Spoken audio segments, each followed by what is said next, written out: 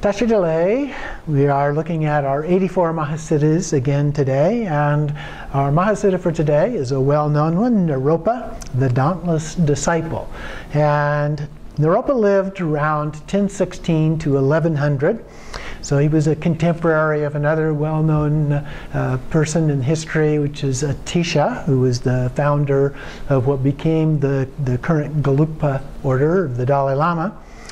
And so he's also a part of this lineage of Tilopa, Naropa, Marpa, Milarepa that founded eventually the Kagyu lineage. And so we have many different connections here. Naropa is also considered to be the source of the Six Yogas of Naropa. It's fairly well known. Practices such as the inner heat or tumo practices, the clear light practices, poa practices, bardo practices, and so forth. And also he is considered either have been a partner or a brother to Niguma. There's also the Six Yogas of Niguma. And so we have those different sources. They're very similar to each other, but there aren't just six. There are actually other ones as well. And so there are different sets of six that are considered to be those six yogas, and they vary a little bit. Some include others. For example, some include dream yoga as a part of clear light. Others consider them to be two separate ones. And so the exact six vary somewhat from one source to another. But in terms of his life, I wanted to give a little bit of background.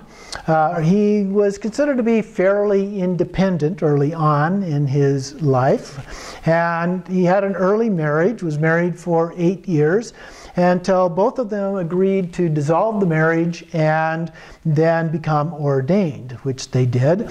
And he entered Nalanda University at age 28. While he was there, he became known as a great scholar and debater. And at one point, a Dakini appeared to him and asked if he understood the words of the Dharma. And he answered to her yes, and he understood the meaning. A little bit self-righteous, perhaps. And so the Dakini burst into tears. And she said, "You are a great scholar, but you are also a great liar." And so she said the only one who understood was her brother Tilopa. And so just on hearing the name of Tilopa, Naropa felt this great devotion and set off to find him. And so on his path, he encountered what are known as the 12 minor hardships, just trying to find him.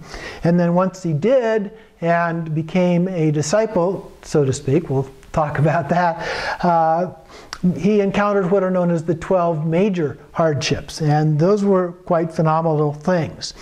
And he died at the age of 85. So that gives a little bit of historical background about him. So let's look at the story itself. So according to this story, he was of mixed caste parentage. Some say he was born into the Brahmin caste and lived in Bengal.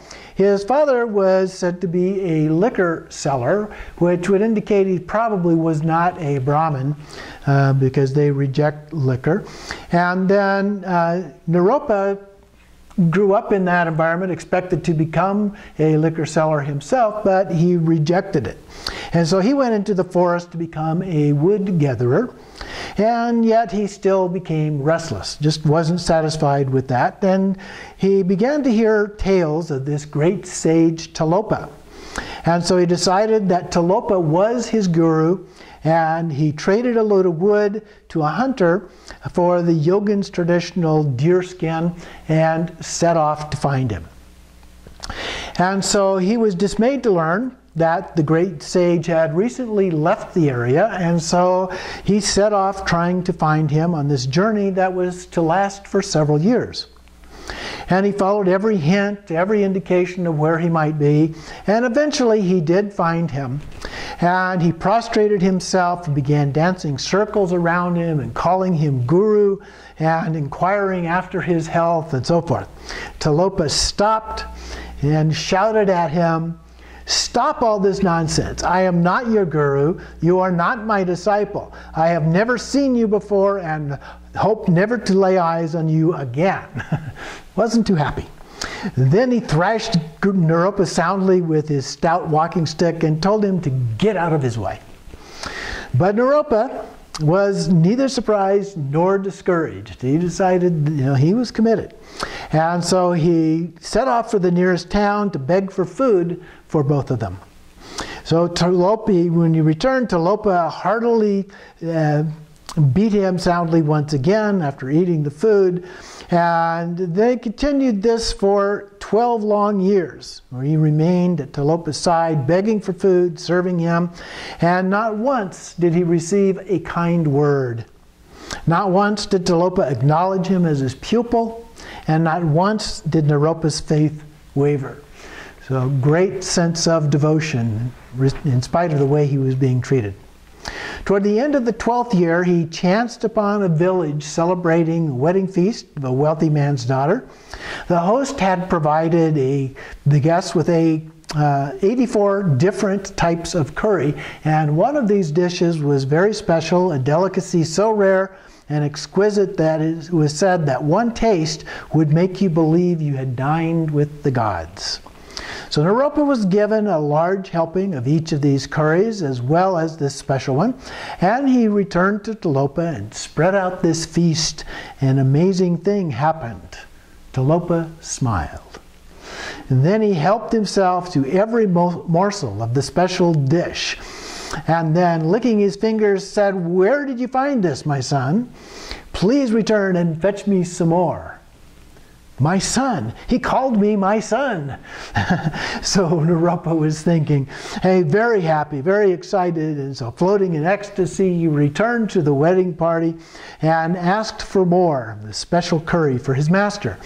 But such was Tilopa's appetite that he sent the disciple back again and again. And he was given more each time, but when Tilopa sent him back for the 5th time, Naropa is starting to feel a little bit ashamed, and so this great inner struggle raged within him. And finally he just decided that he couldn't face his guru's displeasure and made up his mind to just go and steal the whole pot. So he lingered on the fringes of the crowd and edged toward the curry, and eventually he was able to snatch it up, hide it away, and make his getaway. Took it back to Tilopa, who praised him for lowering himself to such a level of humiliation, further commending him for his 12 years of perseverance. Tilopa then bestowed on him the initiation of Vajravarahi and gave him instruction in meditation. So within 6 months, Naropa then gained Mahamudra city. The light began to flow from his being that was so intense that it could be seen for 6 months away from the journey away from the hermitage. And so his fame spread and devotees flocked to him. And after years of tireless devotion to his countless disciples, he assumed bodily into the paradise of the Dakinis. So this is a story about devotion, not stealing. One could easily read that into this. And it's especially important in Vajrayana tradition, the relationship with the teacher, the guru, the lama. And sometimes it says that you are to do whatever they tell you to do, anything at all. You are supposed to do that. But this can also lead to abuse, so we need to be careful about that. The sexual exploitation and so forth has been known to happen. And so devotion is very good, but we should not use, but we need to use, common sense in how we relate with the Lama, with the Guru.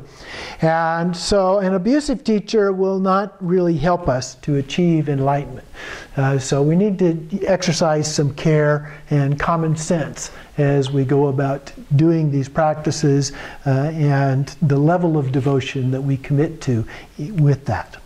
So that's our story this month, or this week, for a practice in Tilopa, and Naropa, in particular Naropa, and how he related with his master Tilopa.